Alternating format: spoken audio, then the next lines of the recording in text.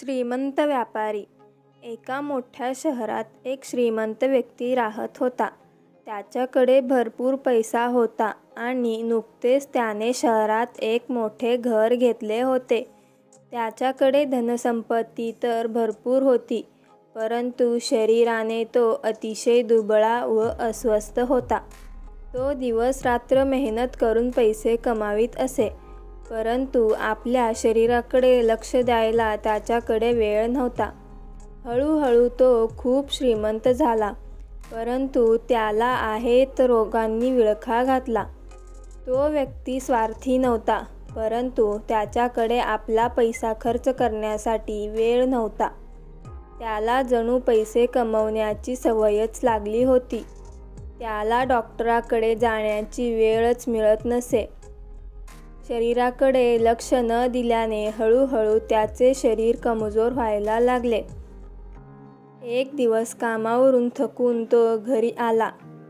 आज त्याचे डोके खूप दुखत होते, म्हणून तो सरळ आपल्या रूममध्ये जाऊन झोपून गेला. जेव्हा त्याच्या नोकराने त्याला जेवायला विचारले, तेव्हा भूक नाही म्हणून त्याने जेवायला नाही म्हटले. अर्ध्या रात्री त्याचे डोक्यात अतिशय वेदना व्हायला लागल्या. त्याला काहीही लक्षात येत नव्हते. अचानक त्याच्या समोर त्याच्याच आकाराएवढी एक आकृती उभी राहिली. ती आकृती म्हणाली, "मी तुझी आत्मा आहे आणि आज मी तुझे शरीर सोडून जाणार आहे." तेव्हा तो माणूस भीत भीत म्हणाला, "तू माझ्या शरीराला का सोडत आहे? माझ्याकडे भरपूर पैसा आहे व मी माझे संपूर्ण आयुष्य मेहनत केली आहे. मी एवढ्या विशाल घरात राहतो की या घरात राहण्याची अनेक जण फक्त स्वप्नेच पाहतात." आत्मा म्हणाली, "माझी गोष्ट ऐक.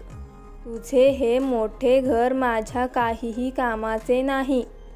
माझे घर तर तुझे शरीर आहे, जे दिवसेंदिवस कमजोर होऊन अनेक रोगांनी ग्रसित झाले आहे. तू कल्पना कर अनेक वर्षे तुटलेल्या झोपडीत राहण्याची. बस त्याच पद्धतीने तू माझी हालत केली आहे. आणि आता मी या घरात अधिक काळ राहू शकत नाही." एवढे बोलून आत्मा त्या शरीराला सोडून निघून गेली. तात्पर्य: शरीर व चांगले स्वास्थ्य ही सर्वात मोठी संपत्ती आहे. श्री स्वामी समर्थ.